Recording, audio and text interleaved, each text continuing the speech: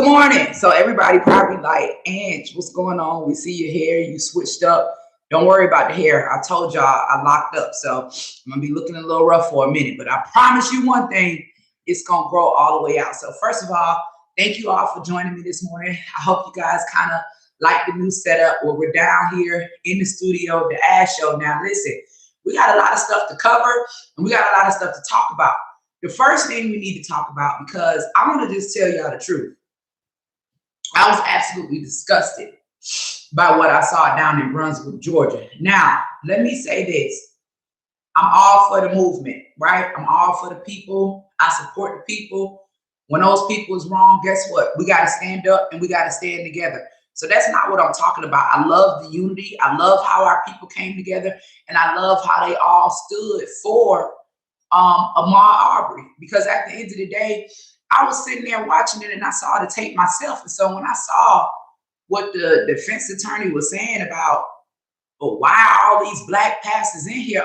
First of all, black pastors, why do you have to specify on black? You could have just said pastors, period. I mean, the fact that he said black pastors, it was just too much. And I know a lot of our people, they put on and they only show up for the cameras. I get that. But at the end of the day, a public trial is just that, a public trial.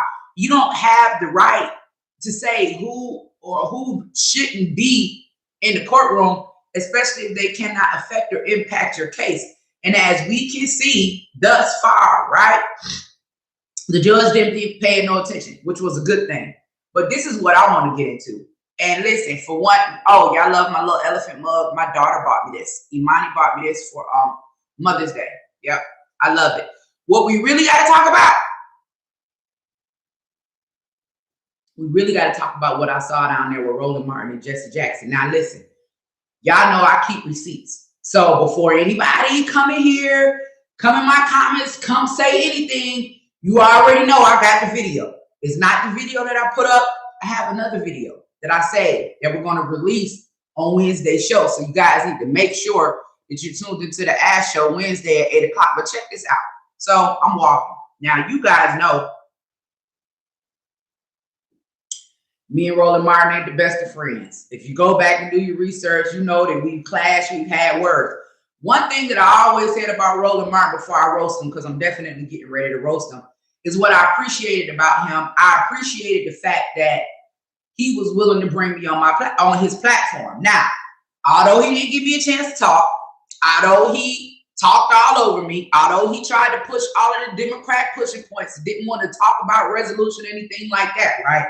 I will say at least he did bring me on his platform, not once, but twice. But Roland Martin's intention of bringing conservatives or people who are not Democrat, even if they are black, on his platform, is to try to make black people who identify as conservative or Republican like a damn fool. But let's talk about what happened down in Brunswick, Georgia. So check this out.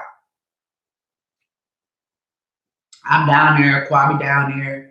King Cam from The Nation is down there. My brother, Pastor Antonio Screen, who has the Alive Center down in Albany, Georgia. We're down there and we're standing with the people. And so I wasn't aware of a march that they had planned later on that day at 3 o'clock. The only news that I had got was that we were going to be outside of the courthouse. So y'all know me. I go down there, I do what I do outside of the courthouse, and I'm ready to hit the road and come back home. And so then my brother Kwame like, well, no. They got a march down here. Let's go to the march. Let's show our support. I'm like, okay, cool. We're going to go to the march and we're going to show our support. So we get there. And as we get there, we see the people going by. And I can see this big black van in front of the crowd of people, right? But I couldn't see behind it. So finally, the van comes up, right? And stops right in front of me. So they're getting ready to come down this main street. And I'm just standing there and I just happen to have both of my cameras because I'm on two of my phones and I'm recording. So the van comes up, the van stops. In front of the van, there's a black Tahoe. Now, mind you, I'm looking, I can't see behind the Tahoe because when it came and it parked, it actually cut the street off, right? But you could see, like, if somebody was taller than the Tahoe, you could see that part and you could see what was happening up under the Tahoe because, you know, Tahoe sit a little bit above the ground, right? So I'm seeing what's happening up under the Tahoe. Whoever they just pulled out the truck was followed. I don't know if y'all saw that video of Hillary Clinton when they had to hold her up, but I'm looking at feet just dangling together, can't find a grip or whatever. I'm like, what the hell? What's going on? Who is that? Van moves out the way. It's Jesse Jackson. Now, I have no qualm with the Reverend Jesse Jackson. I honestly believe in respecting our elders, whether we agree with what they do or not. I think that respect is a real thing. So this is not no Jesse Jackson bashing moment, but this is a Roland Martin bashing moment, right? Van move out the way. It's Roland Martin. It's Jesse Jackson, right? They got Jesse Jackson out there looking just like Buddy from Weekend at Bernie's. Now, y'all remember the movie Weekend at Bernie's? Bernie was dead. They done put a hat on him and everything, trying to make it seem like Bernie is alive. They're holding him up on each side and in the back. Now, not only are they holding Jesse Jackson up on each side, right? He's continuously falling, right? Not only is he continuously falling, but Jesse Jackson looks completely out of it. Listen to me, y'all. You ever been into a nursing home and seen a patient that was just completely out of it? Like they're here, they're alive, but you can look at their face and you can tell that nothing's there. Like they're just in another realm or in a state of non-existence. Like you can look in their face, their eyes not moving, like it's just nothing there. Okay? Jesse Jackson has a look on his face like it is absolutely nothing there. Now, I'm sitting here saying to myself, and y'all gonna hear me on the video because y'all know how I am and y'all know my mouth and y'all know I can't hold water. Well, I'm just sitting on the side and I'm saying, well, damn. I'm like, why are they doing this man like this? He can barely walk. He can barely stand up. Now, they got Jesse in front of the crowd, right? And I understand photo op. I get it. I've done it before. I got to be 100. I told everybody, y'all come closer together. Let's make this picture look a little bigger than what it is. Whatever. But we're not going to shoot down effort. Now, they got Jesse in front of all of these people. Here come the black van. Now, the black van is riding by. The black van goes by me. It's a big camera at the top of the black van. Guess who walking with the black van, directing the traffic and everything they doing? Your boy, Roland Martin, all yellow on, looking like a big old peeled, slippery, slimy banana, right? Okay, let's keep going. Roland Martin is directing the van. Now, I'm saying to myself, okay, maybe they just gonna make Jesse walk maybe a block. You know what I'm saying? And bring the truck back round, put Jesse back in the truck. You know, don't do the man like that.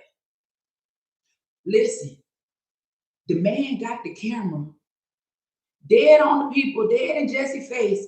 They done dragged Jesse Jackson for about 7, 8, 9 blocks. I really don't even know how far they went because I got so mad I eventually stopped following.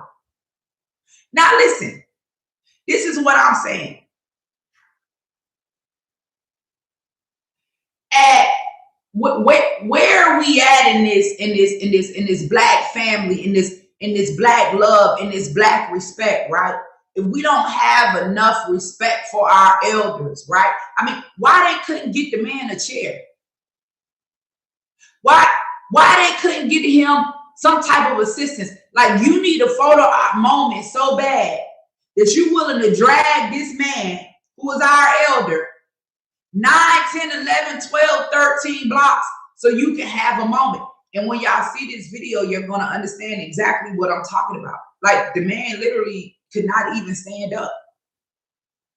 He can't stand up on his own. He can't walk without tripping over his own feet. And I'm not being disrespectful. What I'm saying is this is an elder. I mean, he's older. I mean, let him sit down, let him say something. Like I could never imagine even trying to exploit my godmama in just a little bit because I need a photo op or I need to create some type of national headline. Now, don't get me wrong. Now, I'm riding with them on this one when it comes to Ahmaud Arbery, right? I'm riding with them. But we could have done that without exploiting one of our elders in the community. That was wrong. Then we get a call from some of our people at the Marriott. Where is Jesse Jackson's caretakers at? This is what I want to know, because y'all know Brunswick, Georgia is real small, and y'all be going around to these hotels, and especially if you got a famous name, everybody in your business. Why, if he is at the point where he is having issues and can't control his bladder, because that's something that happened with old people. They say, you know, you be a baby first and then you grow up and then you kind of like return to the baby state. So if the man is having issues, like, where is the caretakers at to make sure that this man not embarrassing himself? To make sure that other advocates and leaders in the community, you know what I'm saying, not getting word about what happened in this man's hotel room due to his health. And out of respect for him, I'm not even gonna go all the way into that. But what y'all got going on? I know somebody that knows Jesse Jackson personally, somebody that walked with Jesse Jackson, and I'm gonna call him today and see if we can have a telephone call. Because at the end of the day, we can do what we need to do without exploiting our elders. Now, come on, let's go on, get into this young Dolph. Now, y'all know me, for one, I'm pissed. I'm pissed. Y'all keep telling me Black Lives Matter. How do Black Lives matter? I'm just asking. How do Black Lives matter? How do Black Lives matter if not only we killing each other, right, but aborting our children? Y'all already know I'm going to get on your head about it, because it just got to stop. It got to stop. I have been so aggravated, annoyed, hurt in my feelings. Like every time I see another Black man murdered, rapper, anybody from our community, right? It brings back so many tragic memories for me. Because I'm going to tell y'all something. At the end of the day, personally, I don't know anyone that's been murdered by white supremacy. This is a personal testimony. I'm not sitting up here saying that it don't happen. What I'm saying is, in my lifetime, I personally don't know anyone that has been murdered by white supremacy. Now, I know of their stories after they've made the news, but I don't personally know anyone, right? But if I just sit back here right now and we just rapping, and I ain't putting us down, we just having a real conversation. If I sit up here right now and begin to think about all of the people that I have lost, right?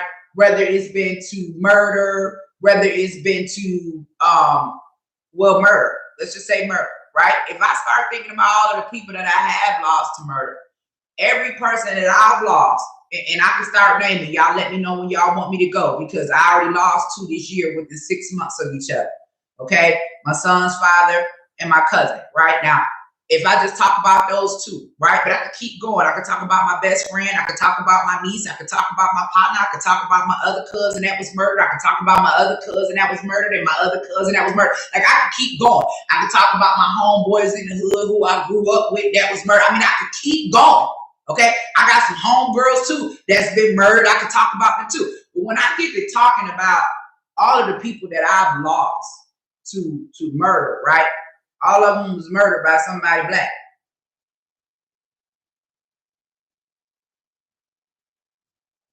Right? I don't, listen, let me tell y'all something. I don't give a damn about the skin color of the person that murdered my loved one. I don't. Because you know why? At the end of the day, that life is gone and can't come back. Like, you can't tell me that I'm supposed to feel better about it because they weren't murdered by a white supremacist. Taking somebody's life is taking somebody's life. I want the man that murdered my son's father held accountable, just like they want these white men held accountable that murdered Ahmaud Arbery.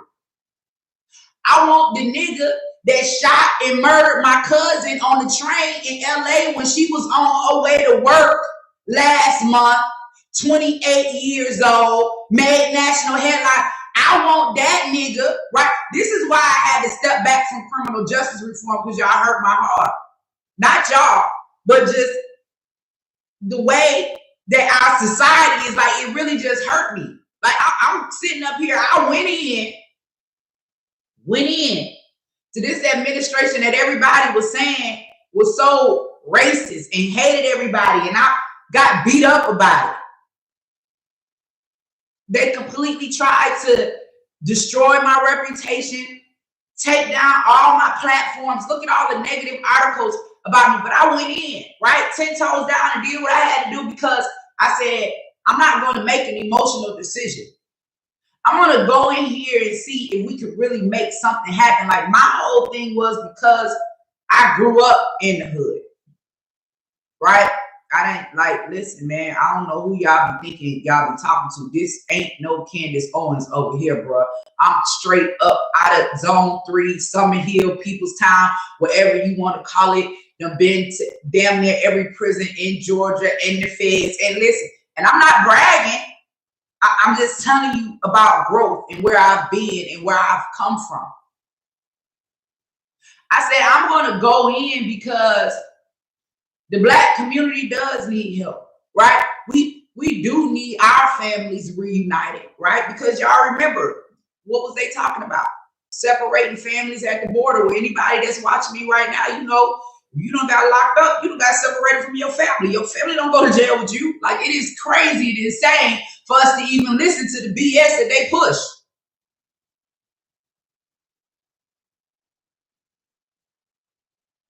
Separated families at the border.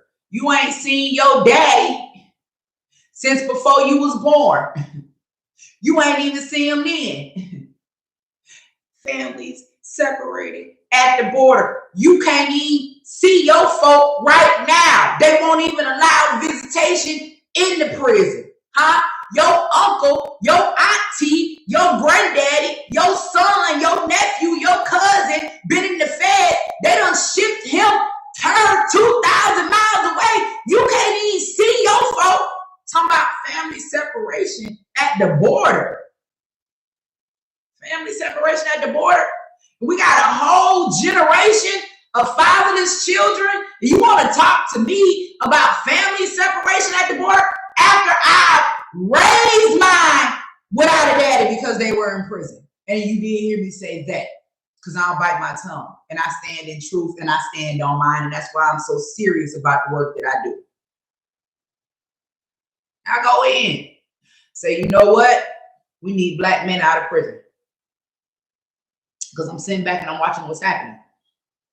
I'm seeing what's happening. I'm watching what's happening. Not only am I watching what's happening, I'm impacted by what's happening. My own personal story. I watched my son's father get snatched out the street when our boy was 10 years old. Went away for 9 years. Came home and the same nigga you bonded out of jail now, because it's supposed to be your partner. The same nigga, you get out of jail, you get on your feet. You getting back in your son's life who after 9 years telling you, fuck you and my mama, I'm a girl. Yeah, that's a whole another story. I know y'all don't want me to get in that. Lord, excuse me for cussing. Okay, so you come home after 9 years. You get on your feet, back on top. One thing about my baby daddy, he always handled his business. You go back. You go back because, you know, we got to be loyal, right? We can't leave nobody behind. We got to look out for our people. You go back and bond the same nigga out. This supposed to be your partner. The same nigga. You bonded out of jail, got a lawyer, came back and took your life. Took you away from your family. Took you away from your children. Erased your very existence. And y'all keep talking to me about Black Lives Matter. I want to know how Black Lives Matter. I go in. Snoop got me all up on his page, clowning me. Got me in the picture next to Candace Owens, talking about sellouts and shit, bruh. I really just want to have a conversation. Because I really need to know what y'all definition of a sellout is. And how you figure that I fit in that category. Because I've been doing this work out here for a long time, bro. Anybody that know me way before from the bottom up before any political run, before anything. I've been doing the work in Atlanta, trying to rebuild this community. So I'm talking about these people clowning me now, erasing everything that I've created, anything that I rebuilt. One of the things that I noticed, like even when I ran for office as a Black Republican, nobody referred to me by my name anymore. BET, all of these people that knew me from when I had from the bottom up knew my name. The minute I ran for office, all of a sudden, I wasn't Angela Stanton no more. I was a Black Trump supporter. The disrespect. Shit, I'm more than a Black Trump supporter. I'm more than that, bro. Like, why can't I support the person who, when I went in and said Black men need to come home? They talking about reunite families at the border. Can we reunite our families here in the border? Y'all want to talk about family separation? Y'all always get mad about slavery. Do y'all know what happened on those slavery blocks? How those women, children were snatched right up out of their hands? This is America. This ain't got shit to do with Trump. They've been separating families from the beginning. Even when y'all thought Section 8, that they did us a favor. How they do us a favor when they tell you the man, he can't even stay in the house? Yeah, we'll pay your rent. Yeah, we'll make it where it's only $25 a month. But when we come over here to do that inspection, when we come with that flashlight, looking up under that bed in all of them closets, we bet not see no sign of a man. Section 8 kicked the man out the house. He can't even be there. Oh, you need welfare? You want food stamps? Yeah, you can get it, but you can only make this amount of money. Now listen, the mindset of the people. Like, it's better for me to sit back and get this little $300-400 a month and this guaranteed rent from the government than to go out and become a boss and to start my own business. Allow these people to separate our families and then got us sitting up here fighting for illegal immigrants at the border, and y'all ain't did shit about what they've done to us. This is what angers me. This, like, I look at a video this morning, CNN, all of the propaganda media, right? They down there now covering what's happening, people protesting in Oakland and all over about Kyle Rittenhouse. And my question is, who cares? Who cares? Who cares? He killed 2 white men, one enlisted and convicted pedophile that raped 5 boys. Who cares? That's not our business. Why are you upset about that? Why is it that when I turn on my TV, I'm looking at Joy Reid, Cori Bush, all of these people that they're telling you are representatives for us, right? Hollering about Kyle Rittenhouse. These bitches ain't said nothing about young Dolph. I don't give a damn what Kyle Rittenhouse is doing. Excuse me, Lord, I'm sorry. I got the cussing. Y'all not bitches, I'm sorry. I didn't mean to say that. Hold on. I'm wrong. Let me correct myself when I'm wrong, because I'm asking the Lord to work on me, right? But let's keep going. Y'all ain't said nothing about young Dolph. This man has a Black wife. He has Black children. If y'all so for the community, where are we at when it comes to what we're doing to each other? Why is it okay? Why is it not okay, right, for a white man to kill us, but okay if a Black person kills us? Why is that okay? Why is it okay for these people that are supposed to be representatives for our community? Why is it okay for them to get up and speak and tell our daughters and tell the next generation that abortion is healthcare? If abortion is healthcare, how is Black life going to survive? I'm just asking a question, because y'all think y'all got this thing all figured out, when really you don't. And it does not take long, because we're already almost there. And let me help you understand this.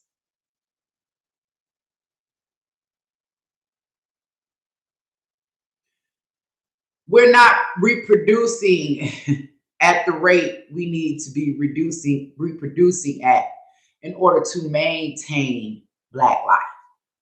There are several factors, right? For one, a lot of us, right? Many of us, right? Don't marry Black. And I'm not saying there's nothing wrong with that. Marry who you love, but we just having a conversation, and I don't want anybody to get upset with me, okay? But if you're not creating if you're not with the black person reproducing, then you're not reproducing black life. Okay, we're just gonna say that. Let's keep going. If they are pushing abortion,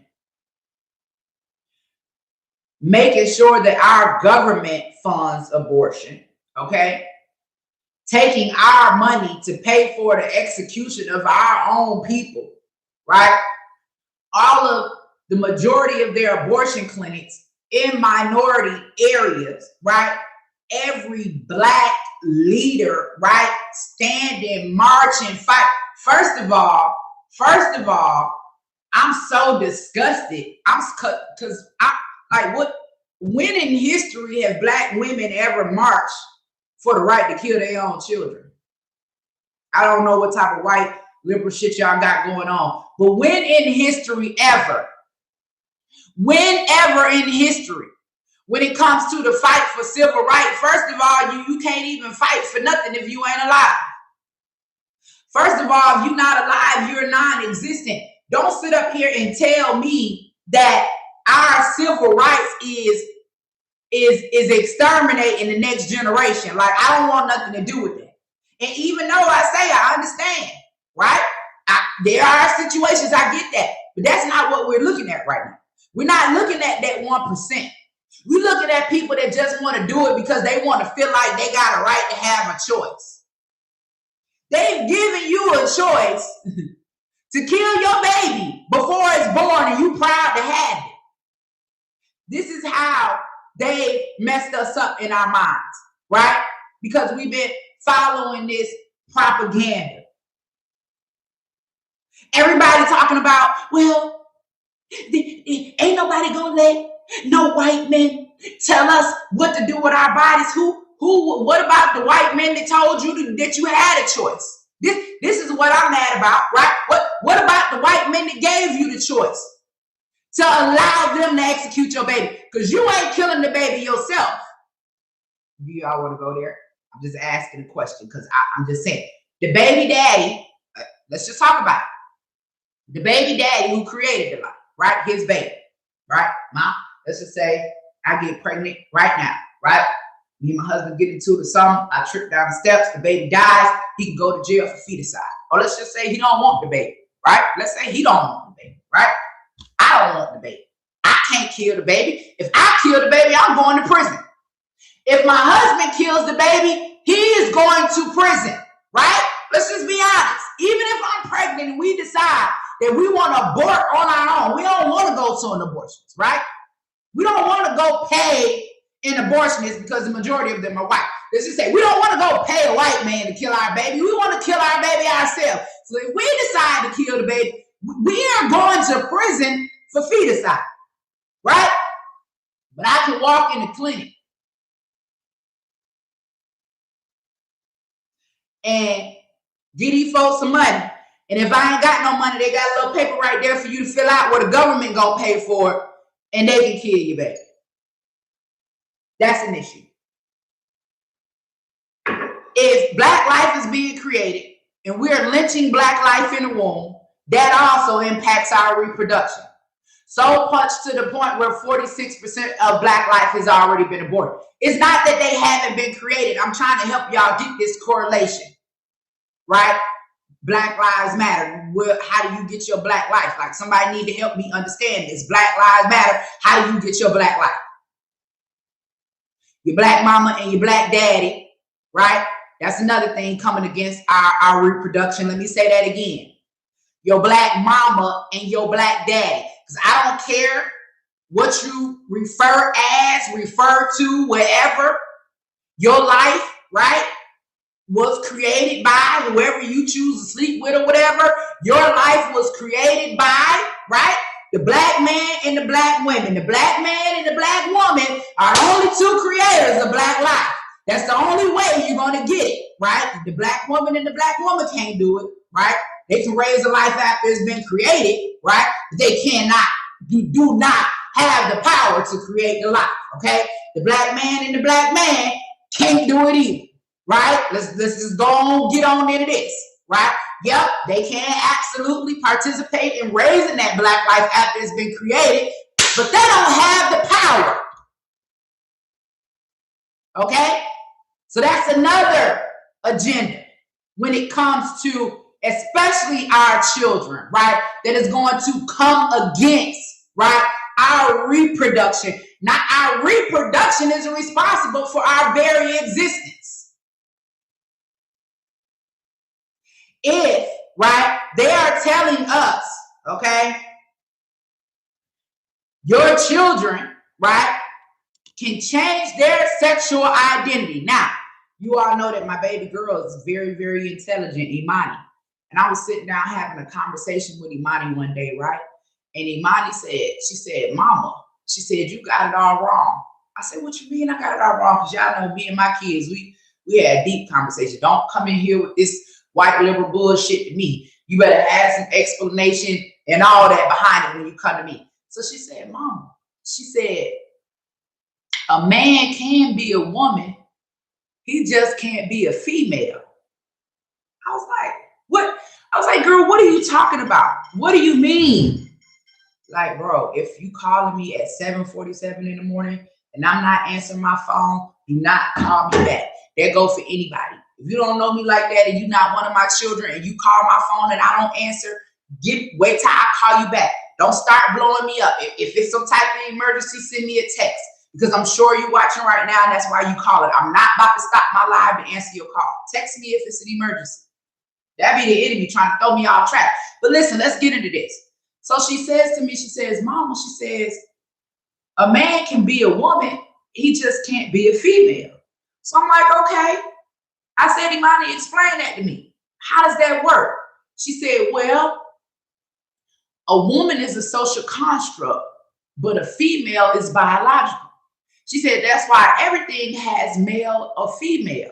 And I said, I said, let me think about this for a minute, right? Because y'all know I'm stuck in a situation where I'm definitely trying to gain understanding. So when she says that it's a social construct, right? As even just like race, which is something my godmother's been telling me. She's like, Angela, it is no black race. It is no white race. It's only the human race. She says, yes, we look all different, but it's only the human race. So I had to get another analogy to figure that out, right? And so it's like, excuse me, I remember I had a dog named Coco, a little Cocker Spaniel, right? She had gotten pregnant. So I didn't even know the dog was pregnant. All I remember is my boys, they was babies, then come running up, Mama, the dog having a baby, So me, I'm getting up, I'm looking, I'm like, well, I don't know what to do about no dog having no baby, right? I didn't even know the dog was pregnant. So I go in there and I'm watching my dog Coco have her babies, right? She had a whole litter. It's about 7 of them. And I'm looking at these little puppies and some of them, like I think 2 of them was white. 2 of them was brown. I want to say we had one that was white with black and brown spots. I'm looking at them and I'm saying to myself now, all of these puppies, they're all her babies, even though they're different colors, right? They're all dogs. We're all humans. We may be different colors, right? But we're all humans. Everything on the inside is the same. That is also another social construct that not only they use to divide, but also use to depopulate. Okay? Let's keep going. Now, even though what Imani said may be very intelligent, the problem is this. The problem is that if we are allowing this current government and administration, because y'all do know Trump was against this, right? Trump was against anything in regards to our children and sexual identity and all that. And I'm going to be honest with you. Don't nobody have a problem with LGBTQ. That's not the issue. You're an adult. That's how you want to live your life. That is your business, right? The issue is that everybody want to put their bedroom business on the forefront, and now we got our bedroom business on the forefront of our children when it has no business there. First of all, nobody has any business even thinking about a child and whatever their sexual identity. I don't even know how them two go together. Like, I've been asking God to help me figure out how did we drop so far, right? as a society and get away from morals and just values and just knowing that children are supposed to be protected, to now looking at a child, saying that a child should be able to decide what type of sexual identity they relate to. Because the problem is this: I'm finna go there, and I think the Lord finna get on me because I was just about to cuss, but I want to say this right here, right? If your little boy think he a girl, right, and grows up to be a girl, he gonna get fucked like a girl, okay? I'm sorry. Listen, that you have to understand the psychology behind what it is that they are doing. And if they are teaching our children, even our girls, our women, they so important. Like before they tore my page down, I put up a picture of a little girl. She didn't look like she was no more than about 14. Went and got her breast cut off, right? Sitting up there taking the picture, right? With the scars on her chest. Now all of a sudden, matter of fact, I'll go deeper than that. If you go on the page for the Martin Luther King site, I want to say Bernice them had an event where they were honoring leaders in the community. They got the transgender girl, right? Hear what I'm saying? On the front cover with her shirt off, with her scars showing. How is this something to be proud of? I'm just asking a question, because if that young child, 17, 18, 19 or whatever, later on decide to change her life, we dealing with people out here that got breast cancer that's losing their breast. We got women that can't even breastfeed their own children. We have tricked these people out of their identity before they have even become adults. And you telling me y'all don't have an issue with what they are doing to our children? If you are a grown adult, and 19 is too young. I think those type of decisions need to be made at 25. You ain't even grown yet. So if we got our children out here, if you cutting it off, then that means it ain't gonna work. You can't use it. And if they are allowing our babies 3, 4, 5 years old, I went with my homegirl to the school to pick her baby up. Baby 2 years old. We walk into school, they got a board up on the board, sexual orientation. Bitch, what the fuck? And this is when I start cussing and can't figure out what's going on. And I know the people who want to give me a show on their network watching, and I know y'all said I can't cuss, and I know y'all sent me the list of the 66 words and I ain't supposed to say, and I'm sorry, and I've been going over it, but we ain't got there yet. We still here, but I'm still working process. Listen, like you honestly, y'all don't have a problem with this? Y'all, sexual orientation, I had to go look up the definition because I already knew what I thought it meant. So I had to go look up the definition for sexual orientation. I look up the definition for sexual orientation. It says a person's sexual preference. Why? We're in a daycare center. Y'all got sexual orientation on the board. We call the director. The director say, well, you know, it's a new world now. Y'all just gonna have to get over it. We have some families that have 2 fathers and 2 mothers. How you gonna explain that? I say, no, bitch, how you gonna explain it? Because they didn't create the life. Miss me with the BS. Explain to me how you feel like a child needs to understand or even know about sexual orientation. When did we start teaching 3, 4, 5, 6, 7, 8-year-olds about sex? Now, from what I can remember is, you know, you tell your child, you know, that's your private. You don't let nobody touch you there. You tell me if somebody touch you. Like, that's the only conversation I remember about that at that age. And I was a tomboy. And my cousins will tell you, I was rough. If they was outside playing football, I wanted to play football. I was the only girl. My brother and all my cousins. If they was riding bikes, I wanted to ride bikes. If they was throwing rocks, I wanted to throw rocks. Whatever the boys was doing, I wanted to do. My mama wasn't telling me that I was really no boy. Wasn't nobody in my mind trying to make me believe that I'm supposed to have a penis.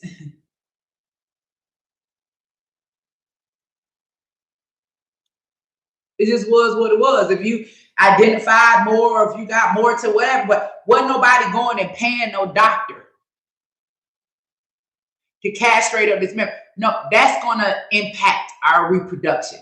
Because for those of us that have been blessed to grow and live long enough, you know that when you are younger, you make decisions that you would not necessarily make if you were older and wiser. So when these children, right, grow up and they have a different mindset, right, it is going to be too late. And why is that an attack against us? Well, it's an attack against us because it is an attack against our lifeline. That is an issue, right? And again, if that's what people want to do, fine, but why are we teaching this to children? Why are we sitting back and allowing the government, like, they're more focused, the people that are in Congress, Ayanna Pressley, AOC, you know, the squad, all of these people that we feel like, Cori Bush, all of these people that we feel like represent us, they are more focused on racism, right? Shit with Kyle Rittenhouse that has nothing to do with us than they are about what this government is doing to our children. Have you all, and I don't put it out there, what Democrats you know in office is speaking against this agenda that we see happening with our children? What Democrat or black leader do you see in office are speaking out against this lie that abortion is health care? We're talking about our reproduction. Let's keep going. Mass incarceration, right? Back to family separation again. Well, guess what? If he in jail, he can't reproduce. If she's in jail, she can't reproduce, right? So now, right, there are new laws. They're saying, hey, if you're a transgender or you identify as, then we'll put you on whatever pod you identify as. Now, I did 2.5 years, right, with women because I was a woman. Identified as who I was. The end day I would have said, right, I think I'm a boy. I could have served my time with the men.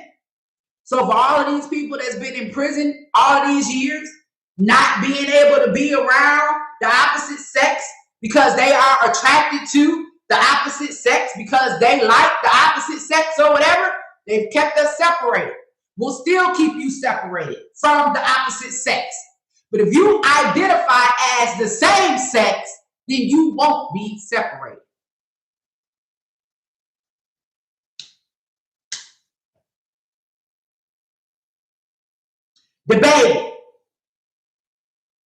The baby can do a whole lot. Calling the mother of his child a bitch, right? Don't nobody say nothing. The minute he says something and LGBTQ think he's talking about them, he canceled.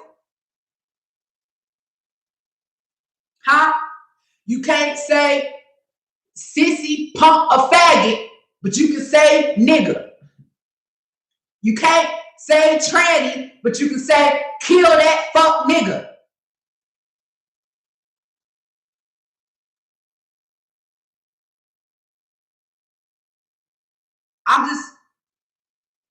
I'm asking a question. Every rapper, right? Let's talk about this for a minute. Let's talk about these rappers. Let's talk about these rappers dying. Let's talk about going all the way back to Tupac. Let's talk about going to Biggie. I mean, I'm sure we could just go on and on and on. The long list of rappers that we have who are deceased or either in jail. YF and Lucci. Grew up with my cousins right next door to my grandmama. His grandmama, we was at 306. His grandmama was right next door. In prison, in jail right now. Pooh Shiesty, in jail right now. All of these artists dead or in jail. And then T.I. got the Trap Museum, which represents what? Death or imprisonment. Like, why are we still idolizing? Why are we still praising? Why are we still uplifting these lifestyles, right, that cost us Black life? I'm just asking a question. And guess what? I ain't no better than nobody. You go look on the internet, you'll see a video of me performing rap. Like, I've been there, I've done all that. But you know, when you know better, you do better. And it's like, how long does something have to continue before we wake up and realize the detrimental impact that it is having on us as a people? Why is it that this media and this society wants us to focus so much on racism, and in the internet, right, while we are so focused on racism, we are not focused on ourselves. We are not building. We are not supporting. We are not demanding the same accountability, right, for the Black life that we are demanding from the other side. Because I'm on both sides. I'm on both sides. I'm over here with y'all, and I'm over there with them. I hear everything that's going on. I hear every side of the conversation. I hear what my people are saying over here. I hear what they're saying over here. I know that they're laughing at us in a lot of aspects because, for one, you got Black women on the front line of abortion, and then also on the front line saying Black Lives Matter. How you mad because a white police officer killed your baby, but you will go kill your baby if you don't want it?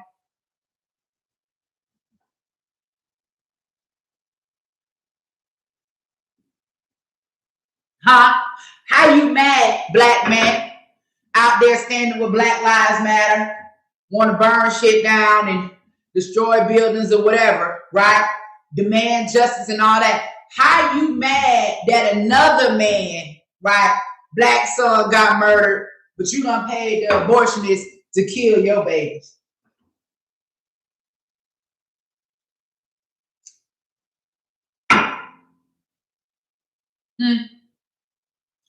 Kodak Black, somebody I also advocated for to receive a pardon from President Trump, put up the tweet the other day, made me sick to my stomach. This man said, I done had like 6 abortions, and now my son finna have a sibling. No, damn fool. Your son had 6 siblings that you chose to abort. And why is this something to be proud of? Why is this something to tweet? You will be the same one mad because another Black person got killed by a police officer, and now we sitting up here bragging about aborting Black life. It makes me sick to my stomach. Like, if you do it, that is your business. Why are they bragging about it? Huh? Why is Meg Thee Stallion standing up on a stage fighting and advocating for Black? Like, it makes me sick. Let's keep going. Because we was on mass incarceration. Joe Biden, 94 crime bill. If you're in prison, you're not reproducing. If you're in prison, you're separated from your family. If you're in prison, that means that there is a child growing up somewhere without a parent. Don't tell me children don't need both parents. Yes, they do. We know it hasn't turned out like that, right? And we did what we had to do regardless. But it is designed for children to have 2 parents. You know how I know it is designed for children to have a mother and a father? Because it takes a mother and a father to create that life. And if it takes the balance of a mother and a father to create the life, then obviously that tells me that there needs to be a balance throughout that child life that consists of a mother and a father. That impacts our reproduction. So we talked about several things. We talked about us killing each other. We talked about us aborting our children. We talked about gender identity issues with our children, not adults, our children, right? We've talked about mass incarceration, which impacts our reproduction, right? We also, and now listen, somebody in my comment right now, Lawrence Collier, I just see this comment, said that Kwame hit that. Let me explain something to you. Kwame is one of the most respectful men that I've ever met in my life. Like, I really look at that man like a brother. Like that man has never, ever looked at me sideways, said anything to me. That man don't even look at me like that. And I don't look at him like that either. And y'all need to stop. Like every time you see two people trying to get together and make a movement and make something happen for the people, stop coming with the negativity, right? And in addition to that, I am married. Like all of that is disrespectful. Let's focus on the movement. Let's focus on what we're doing. Don't even go there. That's disrespectful to him and that's disrespectful to me. Ain't nobody on that. Everybody is focused. So let's keep going. We talked about mass incarceration. Joe Biden, right? 94 crime bill. Our family's been separated. If our families are separated, then we cannot reproduce. Let's keep moving. Let's go to the next thing. Medical apartheid, right? Y'all been hearing me talk about medical apartheid. Been going around the country doing virtual tours if you signed up on the website. Well, let's talk about it.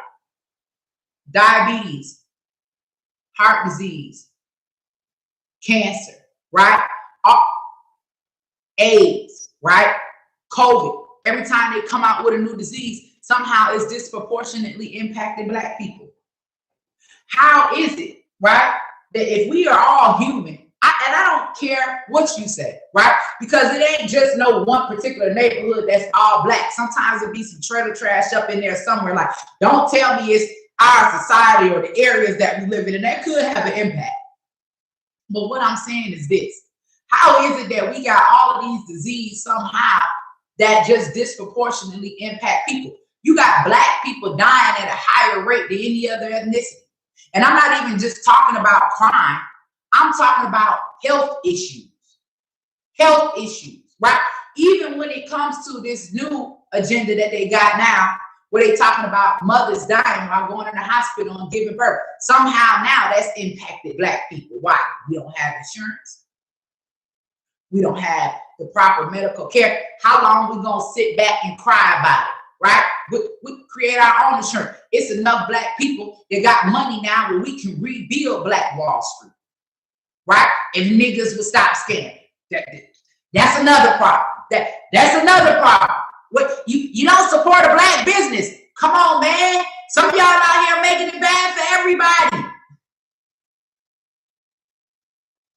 But it's enough of us have enough money, and it's mainly the ones that's telling us, oh, we can't make it. Oh, the white man this, the white man that. That's like your husband go to work every day and come home Friday and ain't got no money. What about what you doing? You want to keep talking to me about the white man and us begging them for money, us begging them for reparations. I'm not finna sit around begging nobody for nothing. First of all, if I'm gonna ask you 1 or 2 times, and if I don't get it, bro, I'm figuring out a way to get it on my own. Just like when I wrote my first book and Faye sued me for $30 million, and Vibe dropped my book, even though I turned around and won, because that's what I do. I win. Anyway, come on, man. I said all that time trying to get a publishing deal, finally get one. She filed this frivolous lawsuit. The publisher dropped me. That was the best thing he ever did in my life. You know why? Because him dropping me made me start my own publishing company, and I published my own book. Made myself a boss. Why are we still begging these people for anything? That's my question. Why? That's just, listen. We can begin to rebuild ourselves. All right, let's keep going. We're talking about depopulation. Somehow we the target, right? I want to know how y'all gonna survive for another 25 years with all of these things impacting us. Because one thing about these youngers that's out here now, they don't care nothing about life. These young Black men don't care nothing about killing another young Black man, because they so, just like Kwame said, all about being real. I'm real. This whole ideology that we have created, like you ain't cool unless you got street cred. Like you ain't a boss unless you've been to prison. Like it ain't cool to just be a doctor or a lawyer. Like you gotta go to prison. Every video we see, even the MTV Hip Hop Awards, anything that you've been watching, what do those entertainers speak about? All the men that are in our children's ears, right, rapping, and a lot of them are my partners and they my friends, and I really don't want nobody to feel like, you know what I'm saying, I'm hating right? Because everybody, I think, is doing what they need to do in order to survive. But if you are listening to something, right, and these are things that I learned just through psychology, if our children are hearing certain words over and over and over and over again, then that eventually is going to digest and penetrate their system, just like what they see, right? So a child who has no knowledge, right? Let's just say that you got your kid and you've been teaching them all his life, right? Let's just say that you've been teaching your daughter her whole life that she a girl, and then she go to school and the teacher show her a book where a girl done turned into a boy, and then your child come home and says, hey, mommy, daddy, I'm not a girl, I'm a boy. You're gonna want to know, well, who told you this? Who showed you this? So what they've done is they've opened up your child's eyes, right, to a whole nother thing, right, which is now embedded in their child's system, because now you have to explain that. So if our children, right, and all we are listening to, because we love rap music, even me, if all we are listening to is bitch, hoe, slut, killer, drug dealer, yeah, all of that, then guess what? That begins to create, right, visuals in the minds of our children.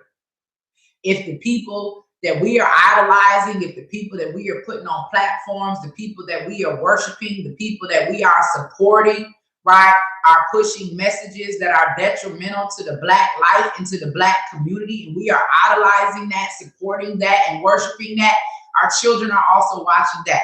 Our children are watching who gets praise. And the praise system works even in school. You all remember, you do a good job, then you can come up and get a piece of candy out of the teacher's candy bowl. You remember, you do a good job, then you get a star sticker on your paper. You remember the reward system. You get to be the first to go up for show and tell. You get to bring papers home to your mom that has happy faces on them. When they get ready to have their award ceremony at school, guess what? You get a certificate for having the best attendance, for being the honor roll student, for being the most supportive, for being the best dressed. Our children are paying attention to the people that are being praised and the people that are being honored. And when our children are paying attention to that reward system, they try to figure out, well, hey, if this person has been rewarded for their behavior or for doing this, if I want a reward like that, then I need to do the same thing. Now, it is very, very unfortunate what has happened to young Dolph. Not just young Dolph, Real Decatur Slim, the father of my children. It is very unfortunate what happened to him. It's very unfortunate what happened to Biggie. It's very unfortunate what happened to Tupac. It's very unfortunate what happened to King Von. It's very unfortunate what happened to Pop Smoke. It's very unfortunate what happened. Like, we can keep going on and on and on and on. There is never no march when a Black man is murdered in the rap game. Y'all put him on a t-shirt and sell all his music. Because I'm sitting up here thinking now, whenever one of these artists die, it seemed like the next day or all that week, their music just stream. Now, if I was just dirty or somebody in the game trying to figure out a way to come up or figure out a good lick, and I knew I could make $1 million off of the head of somebody and have my hands clean, like all you got to do, I ain't even got to touch you, is just lose your life, and I'm going to make $1 million just off of them streaming your music. We live this life that glorifies killing each other. We live this life that glorifies poisoning our own people. What happened to young Dolph is what he's rapped about. You don't think young Dolph was aware of how he lived his life? You don't think that he was aware of the things that he rapped about in his music? Y'all don't understand the power of speaking things into existence. They teach us all the time. Yes, I can see the comments, Courtney. They teach us all the time about affirmations. They say when you get up in the morning, right? Speak positivity, right? Look at yourself in the mirror. Tell yourself that you are beautiful. Tell yourself that you are successful. They talk about affirmations and speaking things into existence, right? So if we can speak, right, things into existence as far as good things, you can also speak bad things over your life. We got our girls out here calling each other bitches. Don't see nothing wrong with it. Calling yourself a whole female dog. Don't see nothing wrong. We call each other bitches. Like, we've been so desensitized to it. Then mad when somebody else do it.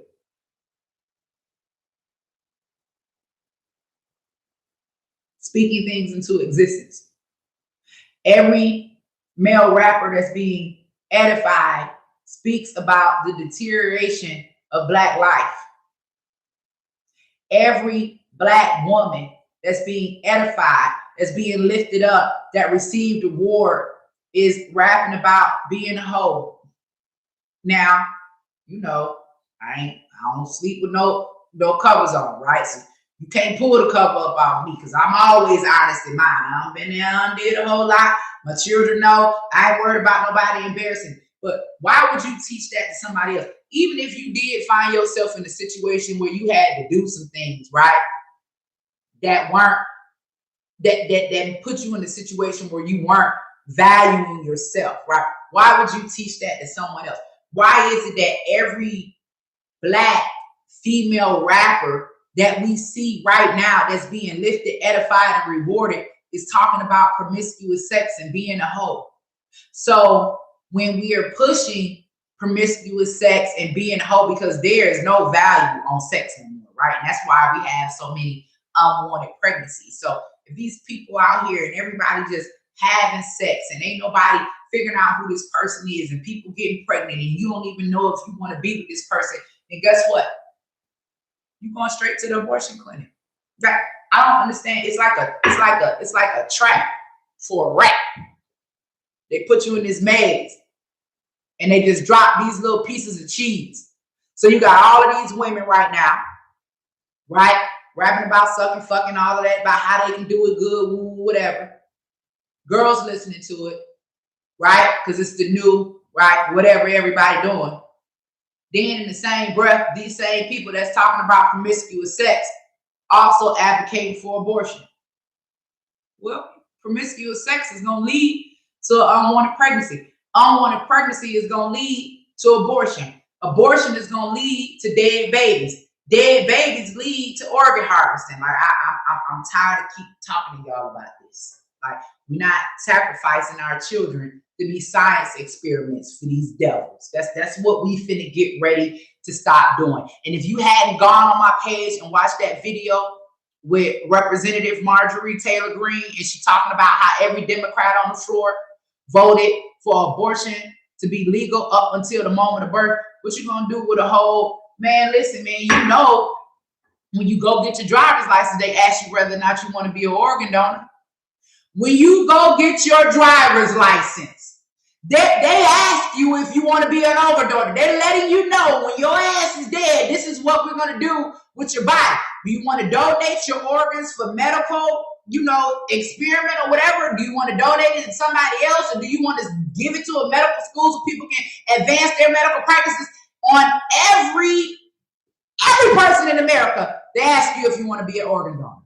Democrats just voted for babies to be aborted up to the moment of birth. This means she dilated. This means the baby is on his way out. Head, crown, all of that. You can see that. This means while she laying up there, she get a phone call. Oh, I just seen your man out here with another bro. Oh, fuck that. I don't want this baby. You know how y'all get emotional. Then the baby go dead. Because you and your feeling. Who carry a baby all the way to full term anyway and decide that they don't want it? Ain't nobody getting up, leaving out of the abortion clinic or the hospital with that dead baby. They're not giving you your baby to go bury it in the backyard. You're not about to have a funeral. You're not about to take no picture. You're not about to do none of that at the abortion clinic. So what you think they doing with the bodies of the baby? You got Fauci right now. Go research it. Pittsburgh Institute. Taking the scalps of aborted babies sewing it on top of rats to see if they can grow hair. Those are our children. Yeah. Come on, man.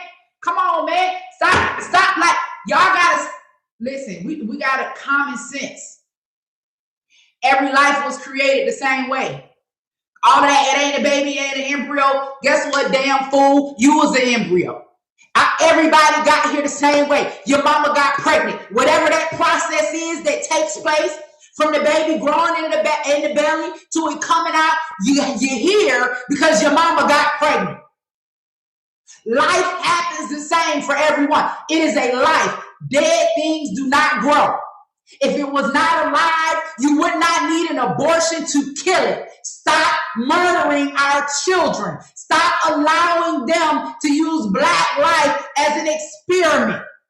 Stop going into these neighborhoods where all of these abortion clinics at, because Cori Bush and them telling us, Tiffany Haddish, another one too, came down here to protest the film industry when they came out with the heartbeat bill. Like, look, bro, this she just put a picture up the other day where she saved all her hair out, talking about she a man and she won't comment. Like, look, y'all, all of these agendas y'all got going. Like, if a man becoming a woman, he ain't having Black life. If our children being aborted, you've killed the Black life. You keep telling us in one breath we're an oppressed minority, right? But y'all don't understand that there is strength in numbers. Why are we still a minority? Why? Why are we still a minority? Y'all know we reproduce, we get pregnant. It ain't like we ain't getting pregnant. We get pregnant, but we are killing our children.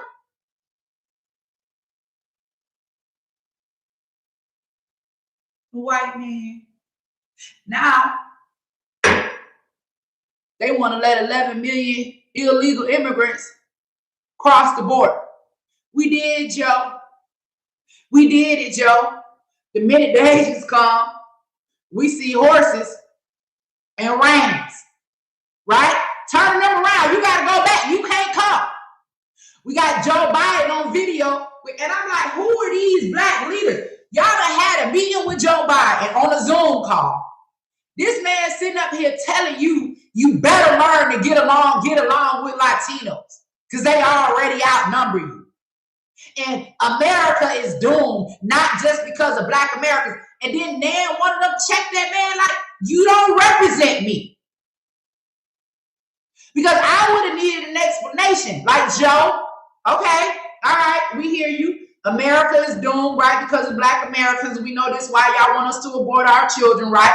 And we better learn to get along with Latinos because they outnumber us. Well, why do they outnumber us, Joe? Is it because you're letting all of them across the border and then when the Haitians come, they get turned back? I'm just asking the question. Why do they outnumber us, Joe? Because they getting $450,000 for crossing the border, which empowers them to be able to support their children. But we're told to abort our children because we can't afford them. They ain't gave us $450 nothing unless it was food stamps.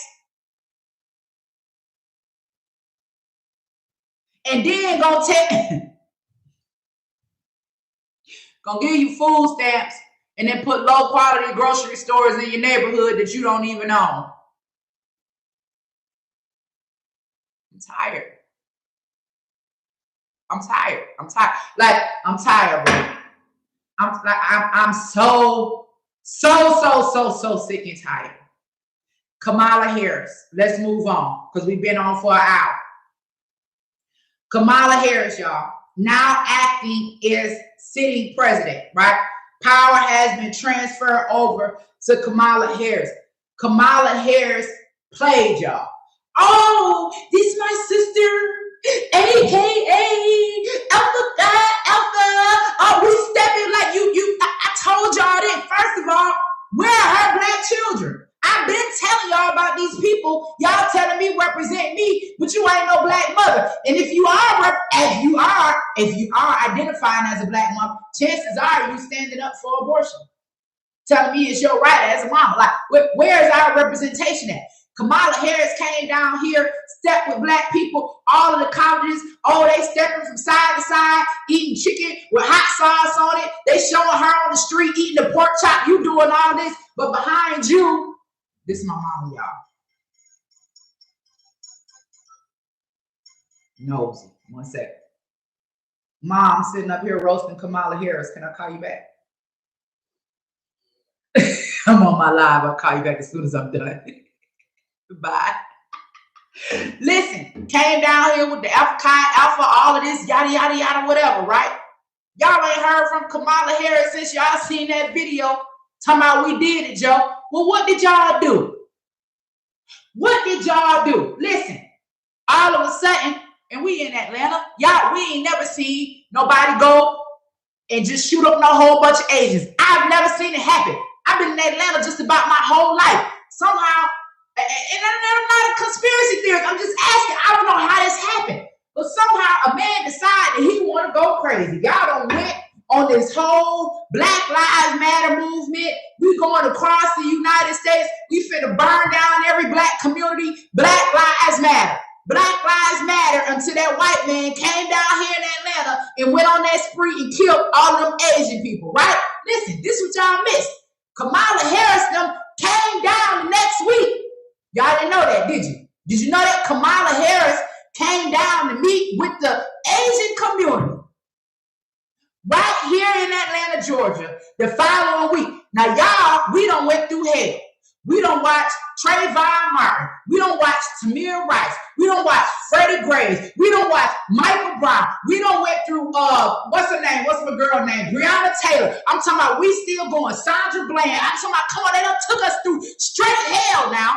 George Floyd. I was out there standing with y'all protesting on that too, because right is right, wrong is wrong. I don't give a damn who like it. It ain't about black and white to me. It's about right or wrong. Listen, we don't wait. They done took us through. I'm talking about emotional trauma about Black Lives Matter. One white man go crazy down here in Atlanta, killed 5, 6, 7, 8 Asians. Kamala Harris, the one who was marching with y'all and stepping with y'all and eating pork chop on the corner from the side vendors with the hot sauce and everything, came down here not to meet with the black community, to meet with the Asian community. Stop Asian hate. How many of y'all know the news introduced her when she was down here as the first Asian vice president? What? Damn, is you black? Is you Asian? Is you white? I don't know what's going on. Is you Indian? I don't know what's going on no more. She was sworn in as the first Indian senator, and I'm sitting here watching all my partners, and I got to call them out. Nikki Gilbert, one, y'all know I love Nikki. Everybody promote, oh, Kamala, oh, AKA, and next thing you know, the news introduced this lady as the first Asian vice president, Channel 2, right down here in Atlanta, Georgia. Next thing we know, the next week, they done passed the bill. I'm talking about it was quick. I don't even know where the bill came from. I don't know who wrote it. I don't know how they got it that fast. We done forgot all about Black Lives Matter. We forgot all about it. Now all of a sudden, stop Asian hate. How the hell y'all get to stop Asian hate out of the middle of Black Lives Matter? I'm sitting up here looking at the finesse, right? Because you know they hate me. They can't stand me. I'm saying, how in the hell did they pull a stop Asian hate out of Black Lives Matter? Then here go Jeezy. I know y'all want me to get on him, right? You done jumped on the whole stop Asian hate movement, nigga, after you done told us trap or die. Listen, let me keep going. Okay, stop Asian hate. Not only did they get a bill, right? They also got $50 million. Now, this the same Kamala we got on tape saying, I'm not going to say that I'm going to specifically do anything for black people. I know y'all saw that video, but you specifically came down here and did something for the Asian community after this man all of a sudden out of the clear blue sky. I don't know. It just all seemed crazy. Y'all ain't seen Kamala Harris since then. Now, this is why y'all ought to be offended. You ought to be offended because I didn't see her line dancing with no Asians. I didn't see her eating no shrimp fried rice. I didn't see her eating no sweet sour chicken. I didn't see none of that. She ain't even have to do all that capping to get their vote. They went in and went straight for the money. Now, let me tell you why you ought to feel disrespected. You ought to feel disrespected because Black America, this is what y'all know. Now, y'all know we done supported the Asians. Like, let's look past all of the hype and all of the BS. And I said this before, and I'm gonna say it again. Y'all know that we have supported the Asians. How do we know we supported the Asians? Because they've been in our communities forever, right? The nail salons, right? The little hot wing spots, all the little Chinese spots, okay? The beauty supply stores, okay? We've supported the Asians. Not only have we supported Asians, we've supported Indians. You want me to get into that? How do I know we supported Indians? Because every gas station in your neighborhood is owned by Indian. That's how I know. Every beauty supply store is owned by an Asian. Every little lunchbox, hot wing spot, JJ's chicken and fish, whatever you want to call it, they even start putting their restaurants named after Black folk, owned by Asians. You've supported them. You've given them money. Now, in my whole history of living in the hood, I ain't never seen in any type of pandemic, any type of thing, and I'm not saying they don't, I'm just saying I haven't seen it. I haven't seen any of these stores, any of these beauty supply stores, any of these restaurants give back to the Black community. Not only that, just like Kwame said the other day, and we ain't trying to hurt nobody's feelings, when have you gone in and seen a Black person at being a waiter at a Chinese restaurant? Black Asian hate? I mean, stop Asian hate after we have supported them. Now, and every time, right, me, if y'all want to talk about racism and experiencing oppression and all of that, every time I've gone in, and I'm just going to be honest, right, I've experienced some form of disrespect, right? If you ain't following me around your store, right, you slamming my change down on the counter. You telling me get out. You telling me hurry up and buy.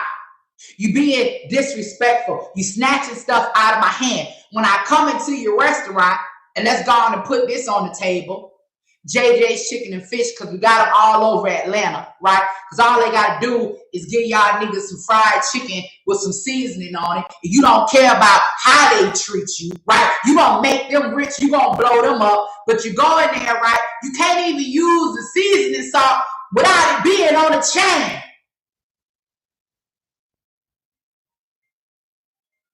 The best thing they did, right, for them was to pass all of these restrictions by COVID. Because now, guess what I'm seeing? Now, when you go to their restaurant, baby, they don't even want you in there no way. They glad to put the tape up so you can't sit in their restaurant at their chairs. Some of them got it blocked off at the door. Well, you got to order through a hole in the door. If I got to order through a hole in the door, you're not getting my money. If I have to come to your restaurant, if you've been in my community for over 20, 25 years, and there are no Black people working in your establishment, then guess what? You need to get your ass up out of there and go find somewhere else to shop. Because right now, what this needs to be about is accountability.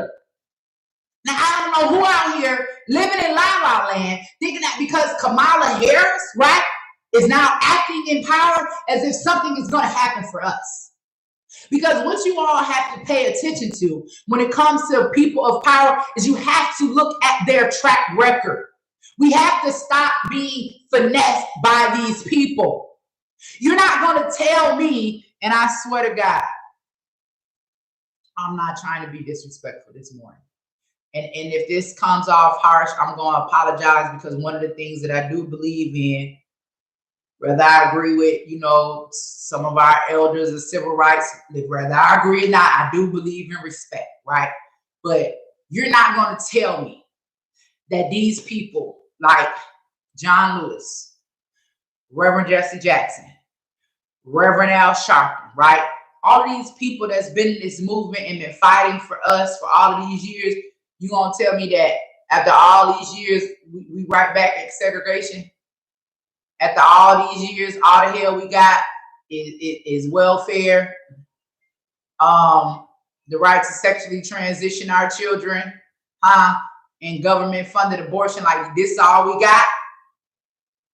Now, and then when you got the real ones that's ready to step up, right, and make a real difference, they're canceling us, right? They telling you to hate me. How y'all listen to Angela?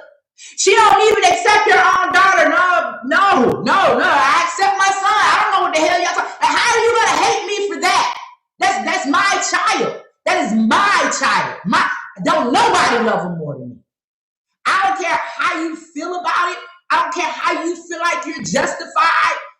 One call, that's all. I'm on the run, ready to lay it down about mine. None of you love him more than me. They're gonna allow, society is gonna tell our people to cancel me because I won't accept their propaganda that they're trying to force on me for my children. Like, I ain't seen none of them nowhere. Like, they ain't bought a can of milk. They ain't took nobody to the doctor. They ain't sat in the damn barbershop. They ain't went up to the school when they're hard-headed, was getting kicked out of school every day. Huh? They ain't sitting down there at the probation office. They're not sitting in the counselor set. They're not doing any of that.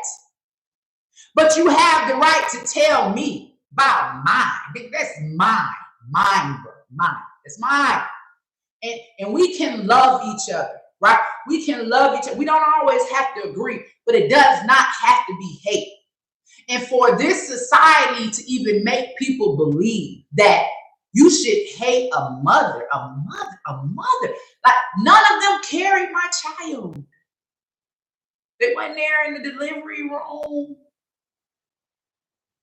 They wasn't there when we came home. They wasn't there when his daddy went to prison.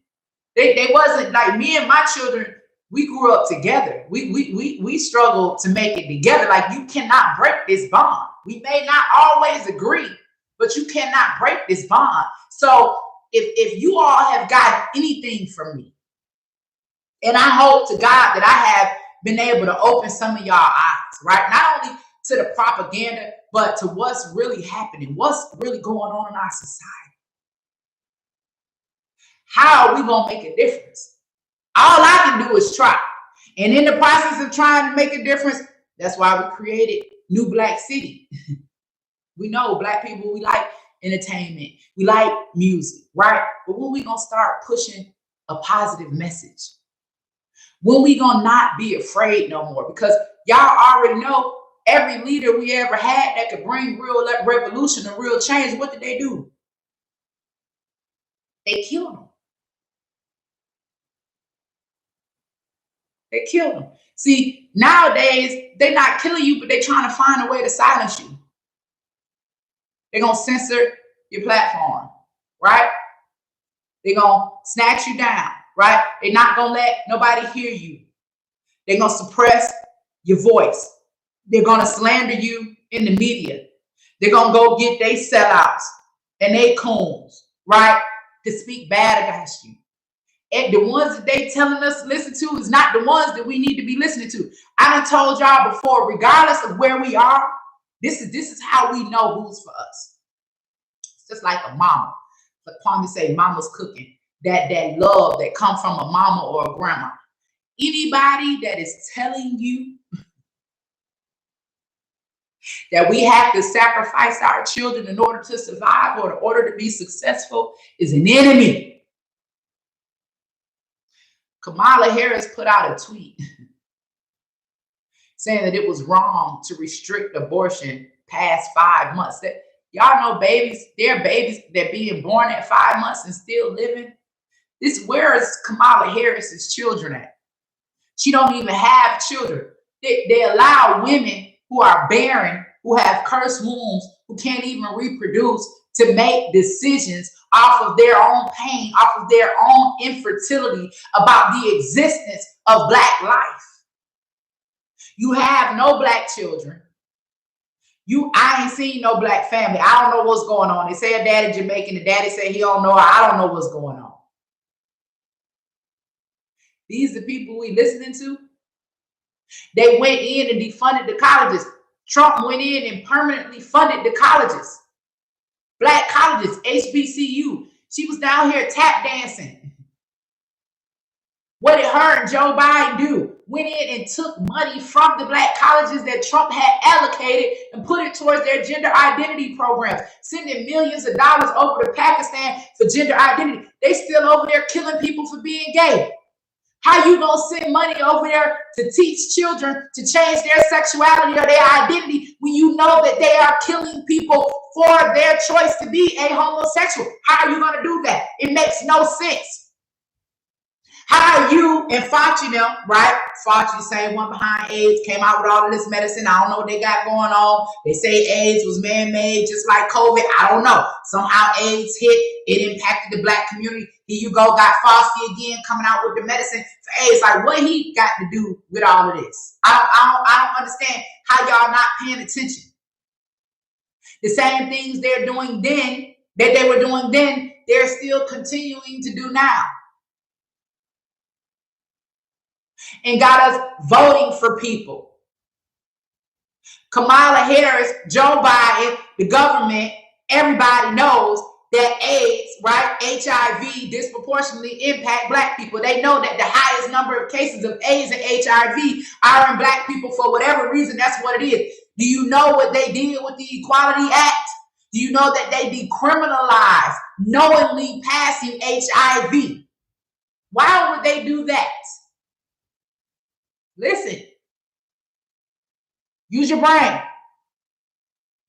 If you know that the majority of cases are in black people, why would you go in and sign a bill to decriminalize knowingly passing HIV to where y'all brain at? Not only did they decriminalize it, they also put in rights to protect our children. They had a whole agenda for LGBTQ plus children. Hold on, wait a minute. For lesbian children, bisexual children, gay children. How you look at a child and determine that a child is bisexual? You telling me I'm supposed to look at a child and say, oh, that child like to fuck men and women? I'm just asking a question. I'm sorry for cursing. Somebody help me understand it. When you say LGBTQ plus children, what are you saying to me? What are you trying to get me to recognize in children? I'm just asking. Because I don't want to look at no child and say, I don't give a damn. They ain't no sex to me. They're just kids. They don't have a sexual preference. What are you saying? So you're going to decriminalize knowingly passing HIV, knowing the numbers, knowing the statistics, right? Not only that, you're going to protect our children's right to a preferred sexuality. Not teens, not teens, not young adults, children. Y'all better wake up. Listen, New Black City next Saturday, Atlanta, Georgia. I don't know where Kwame at. I told Kwame he need to be giving a ticket away every day this week. But don't worry about it. I'm here. I'm set up in the studio. I got y'all. I'm getting ready to put an email address right down here in the comments, right? Right down here in the comments. Hold on. Let me get it. Y'all know I can't do two things at once. Hold on. I'm getting ready to put it in here. Email me the importance, right? I ain't gonna do black family this time because y'all already know. Email me why it's important for us to protect the innocence of our children. First 3 people, right? Don't just send me no BS. You're going to win a ticket. There's the email address down in the bottom. The importance of protecting, hold on, y'all, the innocence of our children. That's what I need. 3 people. Right now, let's go. You're going to win tickets to New Jack City this weekend. Not this weekend, but next weekend. Thanksgiving Day weekend, Atlanta, Georgia. Come hang out with me, Kwame, Deb, Stevie J, Judge Joe Brown. It's going to be awesome. I mean, guys, if you haven't been to Eventbrite, you need to go to Eventbrite. You need to hashtag New Black City. It should come right up. November 27th, right here in Atlanta, Georgia. Check out what we're doing. We're taking scenes from the movie New Jack City and we're turning them into topics of conversation. And not only that, we're coming up with resolution. I think what we need to see happen right now is a mass movement on behalf of Black Americans, right? Like we can talk about white supremacy all day. I'm really getting tired of talking about it because, to be honest with you, I'm not impacted by white supremacy. That's just me. I know a lot of people don't want to hear that. I'm not impacted. Like, white people don't have nothing to do with my success. They don't have nothing to do with how I move. They have nothing to do with how I get money. They have nothing to do with my influence. Like, I don't allow anything that anyone else does stop me from doing what I want to do. So I'm really tired of talking about white supremacy. I really would like for us to get to a point where we are not only figuring out what resolutions we need, but that we're also executing those resolutions to do what we can, right, to build this new Black city that we want to see and we want to represent. I'm also tired of having to go back and forth with all of these people. Like, somebody say something and we got to say something. We beefing with that person, beefing with that person. I don't have time for that anymore. Right now, my focus is the Black community, rebuilding us from the bottom up, making sure that we're protecting our children, not only our children, but make sure that we are protecting Black life. I want to see a real Black life movement. Like, I want to see a real march. I want to see a real protest, right, that protects Black life. Not us marching and fighting right after a Black person has already been murdered. That's cool. I stand on that too. But what about saving a life before it's murdered? Have y'all thought about that? Have y'all thought about going and standing with me outside of one of these Planned Parenthoods and pulling one of our sisters to the side and asking her what she needs? How can I help you? What can I do to make this better for you? Even if they don't change their mind, but what if they do? Because y'all need to head over to my IG page. I'm finna get ready to put up one of my babies now. She just turned 5 months. 58 Black lives. Me. Y'all talking about saving Black lives? I got 58 babies that's going to grow up one day looking for their Auntie Angie. Out of 58, one of them going to hit. Somebody going to be a millionaire. If I'm an old lady somewhere living in the shoe, y'all better come find your Auntie Angie. God is going to send my children back to me. I already know that. What are you doing to make a difference? Are you really out here saving Black life? That's the question. New Black City, send the email this Wednesday. Make sure y'all check out the show. I'm putting up the video of Roland Martin down there exploiting Jesse Jackson. That was wrong. That like, there is no respect. Like, bro, you would do anything, bro. Like, I got a picture of this man in between two men that's half naked in G-strings. He in the middle of them like this, just a cheese and looking like an old glazed donut, just right in the middle. I don't know what's going on. They'll do anything for attention. Listen, man, y'all pray. Pray for Jesse Jackson. Pray for Jesse Jackson. And pray that the people that are around him will understand the importance of preserving his life and his health than exploiting him for a moment. Because we could have did that. Jesse didn't have to be there. Like, all he had to do was speak on it. Like, y'all dragging this man barely walking. Come on, he having accidents and stuff all at the hotel. Like, that was too much. I see y'all this Wednesday. If you don't have your tickets for New Black City, you need to go get them. Tickets are selling out quick. I think when I checked, there were only like 30 tickets left. Y'all know that's going to already be gone before the end of the week. If you're in Atlanta, make sure that you're there. If you're in Atlanta just visiting for Thanksgiving holiday and you and your family looking for something fun and positive to do, come out, meet with us. Now, I'm going to tell y'all something now. When we was down in Brunswick, now Kwame made some turkey wings. He put them in a little air fryer. They were really good because y'all know that's his hometown. They tasted really good. Hopefully his appetizer tastes just as good. So I was nervous a little bit. I'm like, oh Lord, we got to make sure we got some good food for the people. We might be all right.